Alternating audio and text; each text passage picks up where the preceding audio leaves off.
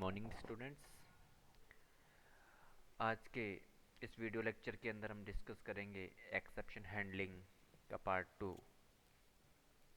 इससे previous part में हमने डिस्कस किया था बेसिक्स ऑफ एक्सेप्शन हैंडलिंग, जिसके अंदर हमने देखा था कि एक्सेप्शन क्या होती है और एक्सेप्शन के अंदर जो टर्म्स यूज़ होती हैं वो कौन कौन सी होती हैं ये सब देखा था हमने प्रीवियस लेक्चर के अंदर। आज इस लेक्चर के अंदर हम देखेंगे कि एक्सेप्शन को किस प्रकार से हम लोग हैंडल करते हैं। तो हमने लास्ट क्लास के अंदर देखा कि हमने 3 कीवर्ड पढ़े के बारे में ओनली हमने बात की थी कि कौन कौन से कीवर्ड्स होते हैं एक्सेप्शन के अंदर। उसमें थे 3 keyword, try, then catch and throw.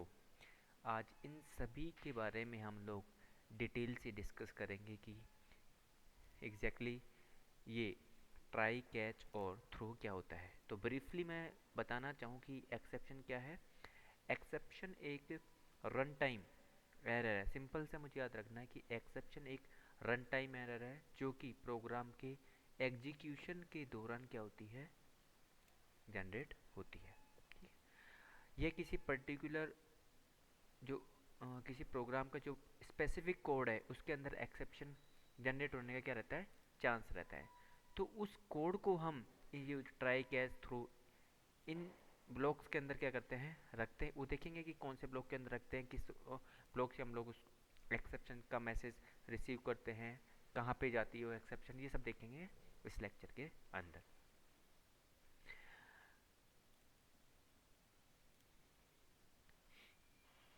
जैसे कुछ प्रोग्राम्स होते हैं जो जब प्रोग्राम सक्सेसफुली एग्जीक्यूट होता है तब भी एक्सेप्शन या रन टाइम एरर आ सकती है। यह नहीं कि आपने का प्रोग्राम, एक तो कंपाइल टाइम एरर होती है, एक रन टाइम वाली क्या होती है, एक्सेप्शन। यदि मान लो रन टाइम पे भी कोई एरर नहीं आई, मान लो कोई रन टाइम पे भी कोई एक्सेप्शन नहीं आई, इसका मतलब मेरा प्रोग्राम क्या हो गया, सक्सेसफुली क्या हो गया, एग्जीक्यूट हो गया।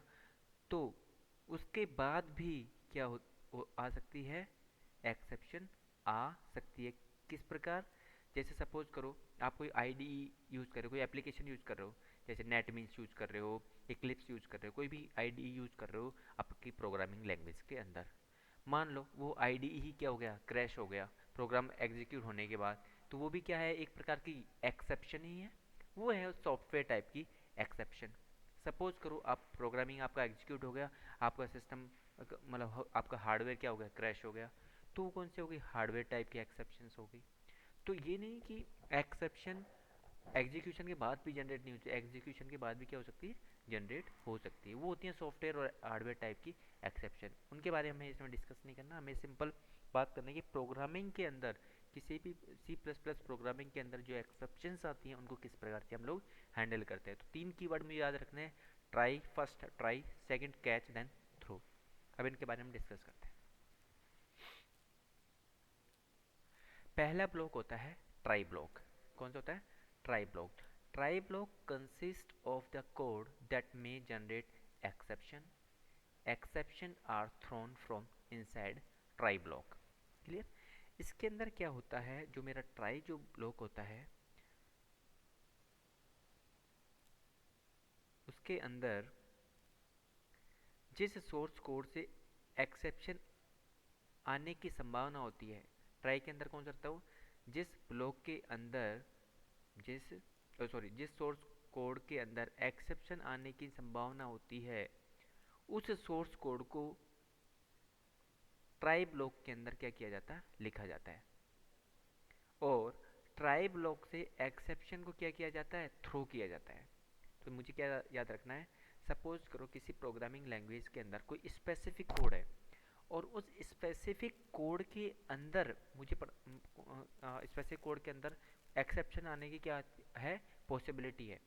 तो उस वाले जो कोड को हम लोग किस कौन से ब्लॉक के अंदर रखेंगे, ट्राई ब्लॉक के अंदर। और ट्राई ब्लॉक क्या करेगा, वहां से उस एक्सेप्शन को क्या करेगा, थ्रो करेगा। Try represent a block of code that can throw an exception.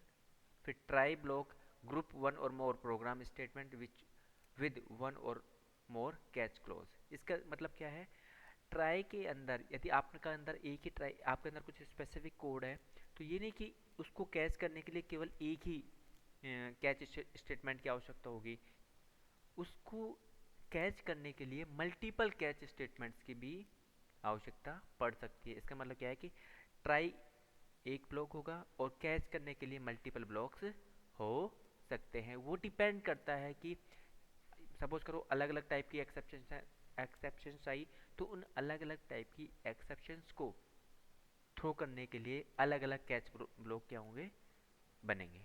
Clear? तो सिंपल क्या याद रखना है, एक ट्राई के साथ एक कैच एसोसिएट होता है ये जरूरी नहीं है, एक ट्राई के साथ मल्टीपल कैच ब्लॉक भी एसोसिएट हो सकते हैं। क्लियर? ओके, आगे बात करते हैं थ्रो। थ्रो ब्लॉक की हम बात करते हैं। Throw keyword is used to throw an exception encountered inside try block. After the exception is thrown the control is transferred to catch block. देखो थ्रो कीवर्ड का यूज क्या है, थ्रो कीवर्ड का यूज है सपोज का use है जब try block के अंदर, जब हमारे जो ट्राई ब्लॉक के अंदर कोई एक्सेप्शन जनरेट होती है, कोई एक्सेप्शन फाइंड आउट होती है, तो ट्राई थ्रो क्या करता है, जो एक्सेप्शन जनरेट हुई है उस एक्सेप्शन को कहाँ पे ट्रांसफर कर देता है, कैच ब्लॉक के अंदर क्या कर देता है, थ्रो कर देता है, वहाँ पे फेंक देता है। जिससे क्या होता है कि मेरा जो प्रोग्राम का फ्लो कंट्रोल है, जो प्रोग्राम का कंट्रोल है, वो ट्रांसफर हो जाता है ट्राई ब्लॉक से थ्रो, सॉरी ट्राई ब्लॉक से कौन से ब्लॉक पर, कैच ब्लॉक के अंदर। Clear? Raising of an exception is done by throw expression. Clear?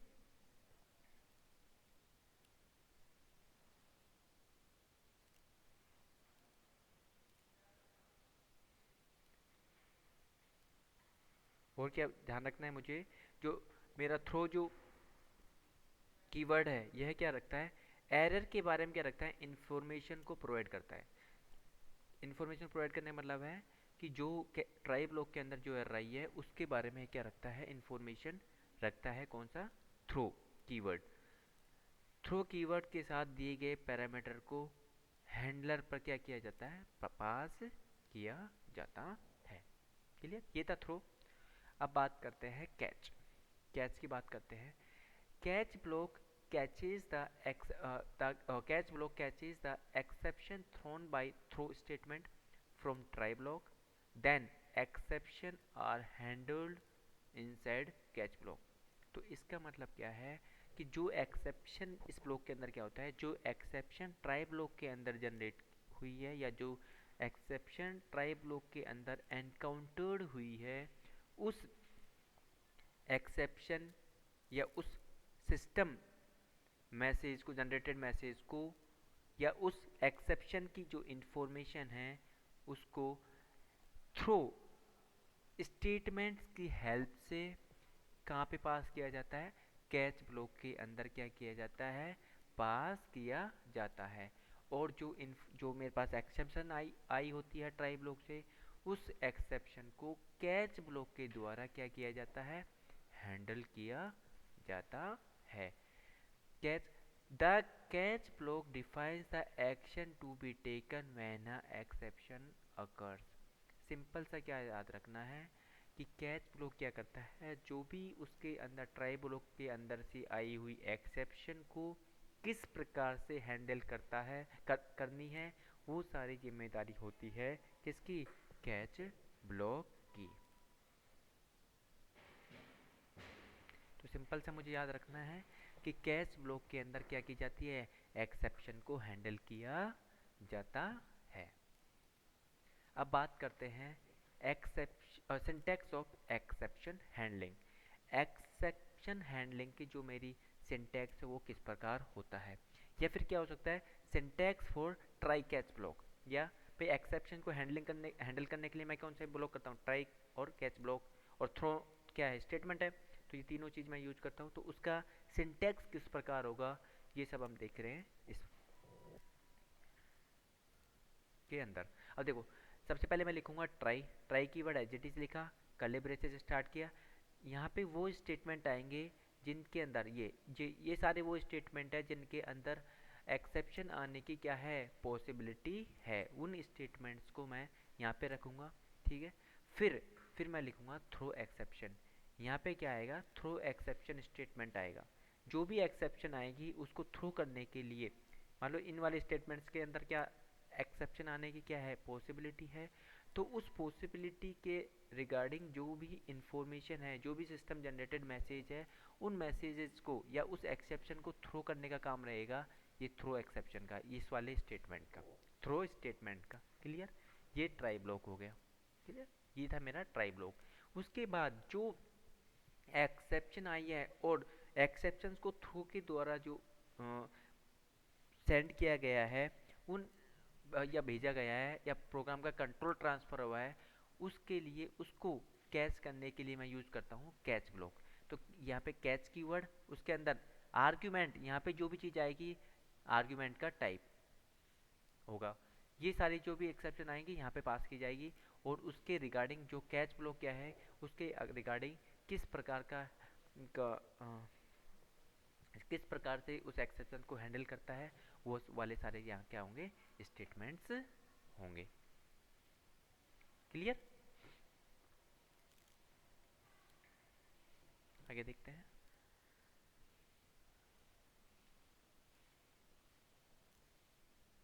ये सारा मैंने कंट्रोल बताया हुआ है। जो भी एक्सेप्शन आई कहाँ पे टाइप ऑफ आर्गुमेंट का पे क्या होगी, पास होगी। ये देखिए exception handling C plus try block, detect and throw the exception. Try block के अंदर एक्सेप्शन क्या होगी, डिटेक्ट होगी, डिटेक्ट होने के बाद उसको थ्रो करूँगा किसके द्वारा, थ्रो स्टेटमेंट के द्वारा। और फिर कैच जो ब्लॉक होगा वो एक्सेप्शन को क्या करेगा, रिसीव करेगा और उसके अकॉर्डिंग अप्रोप्रिएट क्या लेगा, एक्शन लेगा उस किसके रिगार्डिंग, जो एक्सेप्शन आई है उसके रिगार्डिंग। अब देखो यहाँ पे है मल्टीपल कैच एक्सेप्शन। मैंने यही तो बताया था तो थोड़े पहले कि जो ट्राई ब्लॉक के, मेरा ट्राई ब्लॉक क्या हो सकता है एक होगा, लेकिन ट्राई ब्लॉक के साथ मल्टीपल कैच स्टेटमेंट्स हो सकते हैं। तो इस वही चीज़ यहाँ बताई हुई है, multiple catch exception statement are used when a user wants to handle different exceptions differently. For this, a user must include catch statement with a different declaration. इसके अंदर मतलब ये है कि सपोज करो कैच जो ब्लॉक है उसके अंदर एक से ज़्यादा एक्सेप्शन आने की क्या है, संभावना है। तो एक से ज़्यादा एक्सेप्शन आने की संभावनाओं को डिफरेंट डिफरेंट कैच ब्लॉक के अंदर क्या किया जाएगा, रिसीव किया जाएगा और डिफरेंट डिफरेंट कैच ब्लॉक के अंदर क्या किया जाएगा, उनको सोल्व किया जाएगा या उनके अकॉर्डिंग कोई अप्रोप्रिएट एक्शन लिया जाएगा। तो वो इसी का स्टेटमेंट है। ट्राई ब्लॉक ऐसे कैसे रहा, ट्राई सिंगल ट्राई ब्लॉक। और फिर catch block multiple catch block होगा जिसमें टाइप वन आर्ग्यूमेंट वन अलग टाइप की एक्सेप्शन हैंडल होगी कैच पहले वाले कैच के अंदर, फिर दूसरे वाले कैच के अंदर अलग टाइप की एक्सेप्शन हैंडल होगी। ऐसे ही मल्टीपल कैच स्टेटमेंट्स में क्या कर सकता हूँ, बना सकता हूँ। क्लियर,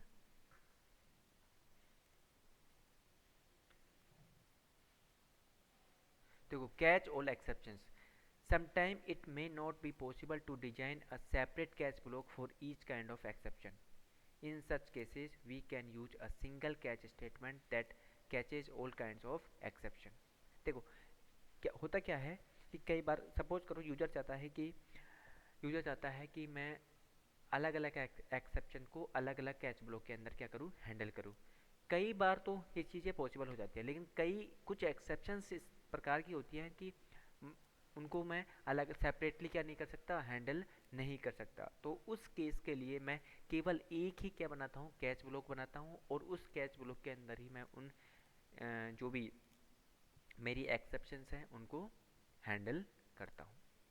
क्लियर, तो इस लेक्चर में हम लोगों ने देखा कि एक्सेप्शन हैंडल किस प्रकार से किया जाता है, ट्राई थ्रो और कैच ब्लॉक को किस प्रकार से हम लोग यूज़ करते हैं।